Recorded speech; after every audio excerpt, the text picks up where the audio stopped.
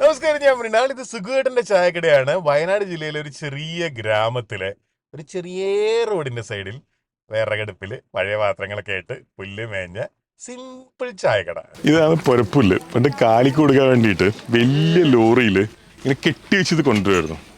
അപ്പം എൻ്റെ പഴയ വീട്ടിൽ ഉദിനൂര് പുല്ല് ഇങ്ങനെ കൂട്ടിയിട്ടുണ്ട്. 2 ലോറി നിറയെ പുല്ലാണ്. ഈ തീപ്പെട്ടി വെച്ചിട്ടിങ്ങനെ ചൊട്ടുന്നൊരു പരിപാടി ഉണ്ടല്ലോ, ഞാനതിങ്ങനെ ചെയ്തുകൊണ്ടിരിക്കുക. ഒരു തീപ്പെട്ടിക്ക് പോല് പോയി വീണത് പുല്ലിൻ്റെ മുകളിലായിരുന്നു. അന്ന് 2 ലോഡ് പുല്ല് കത്തി. നല്ല രസമായിരുന്നു കാണാൻ. പുല്ല് മൊത്തം കാലിക്ക് കൊടുക്കാൻ കൊണ്ടുവന്നതായിരുന്നു. കാലി പട്ടിണി.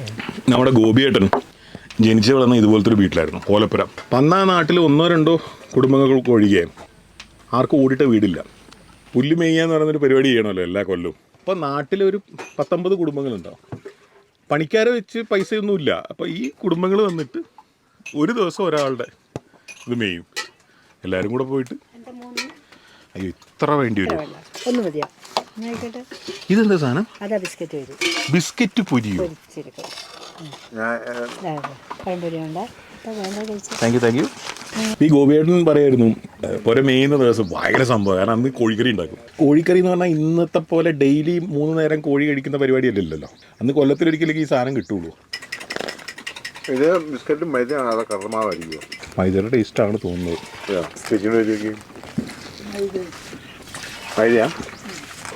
ഇതാണ് സീസണിങ്. ഈ പുകയടിച്ചിട്ട് ഡ്രൈ ആയിട്ട് തോന്നുന്നു. അമ്പലത്തിൽ വൈകുന്നേരം നട തുറക്കുന്നതിന് മുമ്പ് അമ്പലത്തിൽ എത്തണം. കാട്ടിൽ കൂടിയാണ് ഡ്രൈവ് ചെയ്യേണ്ടത്. നല്ല രസമാണ്. തിരുനെല്ലി അമ്പലമാണ്. കുറച്ച് കഴിയുമ്പോൾ നട തുറക്കും. പക്ഷെ ആരുമില്ല. സാധാരണ ഈ പാർക്കിങ്ങിൽ പാർക്ക് ചെയ്യാൻ പറ്റില്ല, താഴത്തെ പാർക്കിങ്ങിൽ പാർക്ക് ചെയ്യാൻ പറ്റില്ല. അങ്ങനത്തെ ഒരു സ്ഥലമാണിത്. പക്ഷെ ആ വണ്ടി ദേവസ്വത്തിൻ്റെയാണ്. ഒരു വണ്ടി നമ്മൾ വന്നതാണ്. ഒരു വണ്ടി അവിടെ പണിയെടുക്കുന്നത്, അവിടെ എന്തോ പണി നടക്കുന്നുണ്ട്, അവരുടെയാണ്. വേറെ എത്ര വണ്ടിയാണ്? 2 വണ്ടി. ഇതൊന്നും ഇങ്ങനെ ഒരിക്കലും കാണാൻ പറ്റുമെന്ന് വിചാരിച്ച സ്ഥലമല്ല, ഇങ്ങനെ ആളില്ലാതെ. പാപനാശിനിയിലേക്ക് പോകുന്ന വഴിയാണ് ഇപ്പോൾ നിങ്ങൾ കാണുന്നത്. ഇത് അമ്പലത്തിൽ നിന്ന് ഇറങ്ങി വരുന്ന വഴിയാണ്. ഇന്ന് ശനിയാഴ്ചയാണ്.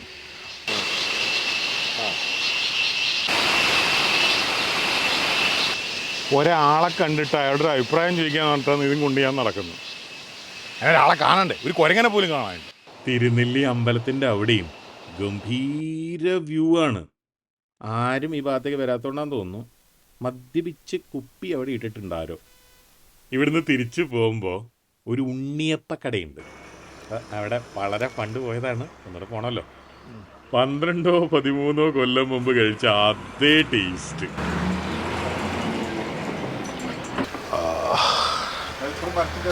ഹാപ്പി. ഓ, അതേ ടേസ്റ്റാ.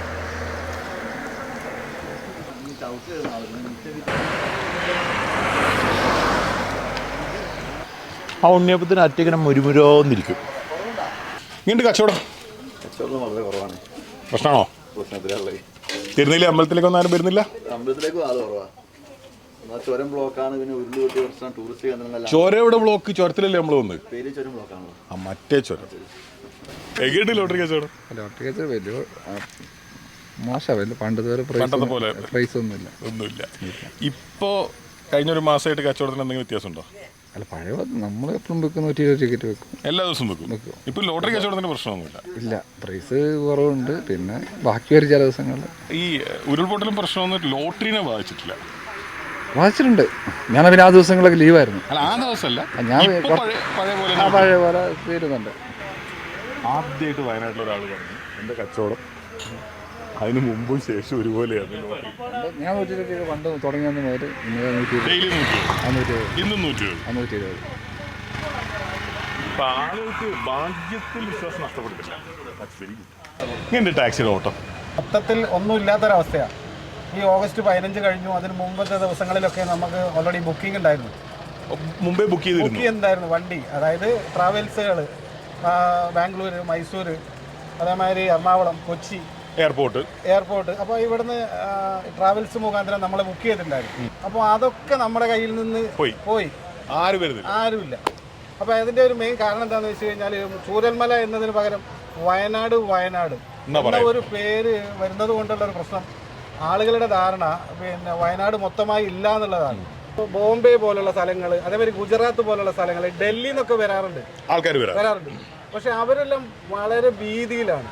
ഇപ്പോൾ നമുക്കറിയുന്ന ട്രാവൽസ് എന്നൊക്കെ ചോദിക്കുന്നത് എന്തെന്ന് വെച്ചാൽ വയനാട് നിലവിലുണ്ടോ, അത്തരത്തിലുള്ള മെസ്സേജുകൾ അവർക്ക് വന്നിട്ട് എന്താ വ്യാപകമായിട്ട് ഈ മറ്റുള്ള സ്റ്റേറ്റിൽ നിന്നും വരാൻ അവർക്ക് പേടിയാണ്. വയനാടെന്ന് പറയുന്നത് എന്തോ ഒരു ഭീകരാവസ്ഥയാണ്. പക്ഷെ സത്യത്തിൽ അതില്ല എന്നുള്ളത് ഇവിടെയുള്ള നമുക്കേ അറിയുള്ളൂ, വന്നാലേ മനസ്സിലാവുള്ളൂ. ഇപ്പൊ നിങ്ങൾക്ക് പരിചയമുള്ള സാധാരണ കച്ചവടക്കാരുടെ അവസ്ഥ എന്താ? വളരെ ഇപ്പൊ സൂക്ഷിച്ച് സാറിന് അങ്ങോട്ട് നോക്കിയാൽ ഇതൊരു ബസ് സ്റ്റാൻഡാണിത്, ആളില്ലാതെ കിടക്കുന്ന ബസ് സ്റ്റാൻഡ്. സമയം ഇപ്പോൾ 7 മണി ശനിയാഴ്ച. തിരക്ക് പിടിച്ച ഈ ബസ് സ്റ്റാൻഡിലേക്ക് ഒന്ന് ക്യാമറ നീട്ടി പിടിച്ചാൽ കാണും കാലിയായി കിടക്കുന്നത്. ആളുകളൊന്നും ഭീതിയിൽ നിന്ന് ഇപ്പോഴും മാറിയിട്ടില്ല. ഭൂരിപക്ഷം വാഹനങ്ങളും ബാങ്ക് ലോൺ ഉള്ളതാണ്. ഇപ്പോൾ അവരുടെ ഭയങ്കര പ്രഷറുണ്ട്. കാരണം ലോണ് തിരിച്ചടയ്ക്കാനുള്ള ഒരു മാർഗങ്ങളുമില്ല. വണ്ടി ഓടിയെങ്കിൽ മാത്രമേ നമുക്ക് തിരിച്ചടയ്ക്കാൻ പറ്റുള്ളൂ. ഇപ്പോൾ അതിൻ്റെ ഒരു അവസ്ഥയിലല്ല ഉള്ളത്. ടാക്സിക്കാരൻ മൊത്തത്തിലെടുത്താൽ ഓടാറില്ല, ടൂറിസ്റ്റ് ഇല്ല, പിന്നെ എവിടെയാണ് ഓടുക? ബസ്സുകാരുടെ ഒക്കെ കാര്യം എങ്ങനെയായിരിക്കും? ഇപ്പൊ സാറിന് വേണമെങ്കിൽ ഇപ്പൊ ബസ് പോകുമ്പോൾ നോക്കാൻ വെറുതെ ഒന്ന് ഷൂട്ട് ചെയ്തോളൂ. ഞാൻ നേരത്തെ തിരുനെല്ലി പോകുമ്പോൾ ഒരു KSRTC ബസ് 2 ആള്.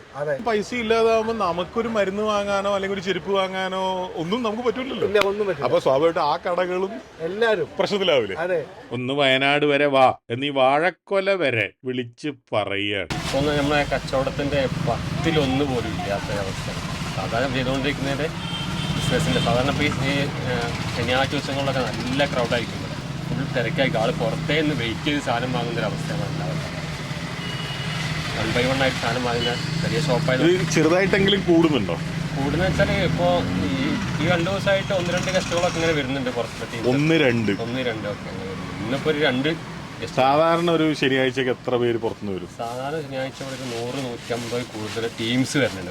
ഒരു ഗ്രൂപ്പുകൾ 100-150 കൂടുതൽ ഗ്രൂപ്പുകൾ വരുന്നതിന് പകരം ഇന്ന് 1-2 ആളുകളാണ്. ചിപ്സ് വറുത്ത് കഴിഞ്ഞാൽ എത്ര ദിവസം നിൽക്കും? മാക്സിമം 20 ദിവസം, 1 മാസം വരെ മാക്സിമം പോക്കാൻ ട്രെയിലർ വിറ്റുവില നമ്മൾ വറക്കുന്നില്ല. ഇപ്പോൾ വറക്കുന്ന വെച്ചാൽ ഇപ്പം നമ്മൾ സാധാരണ ഒരു 100 കിലോ വറക്കാണ് ഇപ്പം 10 കിലോ 8 കിലോ ഒക്കെ ഒരു ദിവസം വറക്കുന്നത്. അപ്പോൾ നമ്മൾ വെച്ചാൽ നിർബന്ധ ലീവ് കൊടുക്കുകയാണ് സ്റ്റാഫിന് കൂടെ. നമ്മുടെ 4 സ്റ്റാഫുണ്ട്. നിർബന്ധ ലീവ് തന്നെ ശമ്പളം ഇല്ലാത്ത ലീവ് ഒന്നും ചെയ്യാൻ കഴിയില്ല നമുക്കിപ്പോൾ. ഇപ്പോൾ ഓൾറെഡി ഇപ്പോൾ ഞാൻ ഇന്നിപ്പോൾ ആഴ്ചയിൽ 2 ദിവസമൊക്കെ ഇവിടെ വർക്ക് എടുക്കുന്നത്. സാധാരണ ഇവിടെ രാവിലെ ഒരു 8 മണിക്ക് തുടങ്ങി കഴിഞ്ഞാൽ ഇവിടെ വറവ് തുടങ്ങി കഴിഞ്ഞാൽ രാത്രി 10 മണി വരെ കണ്ടിന്യൂസ് ആയിട്ട് നിർത്താതെ 2 സിലിണ്ടറൊക്കെ ഒരു ദിവസം 14 മണിക്കൂർ നിർത്താതെ വറക്കുന്ന അവിടെ. ഇപ്പം ഇങ്ങനെ കിടക്കാറില്ല. ഇപ്പം അങ്ങനെ കിടക്കാതെ ഇന്നിപ്പോൾ ഒരു 10-15 കിലോ വറുത്തുണ്ട്. അത് നാളെയും കൂടി നാളെയും മറ്റന്നാളും മിക്കാളുണ്ടാവും. എത്ര അവസ്ഥയിലാണ്. അപ്പം നിങ്ങളുടെ കച്ചവടം കുറയുമ്പോൾ അപ്പുറത്തെ വാഴക്കൊലക്കാരൻ്റെ കച്ചവടം കുറയും, അതിനപ്പുറത്തെ വെളിച്ചെണ്ണക്കാരൻ്റെ കച്ചവടം കുറയും. ഇപ്പോൾ നേന്ത്രക്കായ നല്ല ഹൈ റേറ്റ് വന്നിരുന്നു. ഈ സെയില് ഡള്ളായപ്പോൾ നേന്ത്രക്കായപ്പോൾ നേരെ പകുതിയായി വില കുറഞ്ഞു. നേന്ത്രക്കായ 61 രൂപ വരെ വന്നിരുന്നു. ഇന്ന് നേന്ത്രക്കായ 30-35 രൂപ വരെ. സാധനം ആരും വാങ്ങിപ്പോകുന്നില്ല. അത് പ്രശ്നമില്ല. അതുകൊണ്ട് ഈ ഓണത്തിൻ്റെതായതുകൊണ്ട് ശരിക്കും പറഞ്ഞാൽ കൃഷിക്കാരും അനുഭവിക്കുകയാണ്, എല്ലാവരും അനുഭവിക്കുന്നില്ല. കൃഷി പണിയെടുക്കുന്നവർ അനുഭവിക്കേണ്ടി വരും. നേന്ത്രക്കായൊക്കെ നല്ല വില ഇടിഞ്ഞു, പകുതി വിലയായി. സാധാരണ ഓണത്തിന് വരുന്ന വിലയൊക്കെ താഴേക്ക് താഴെ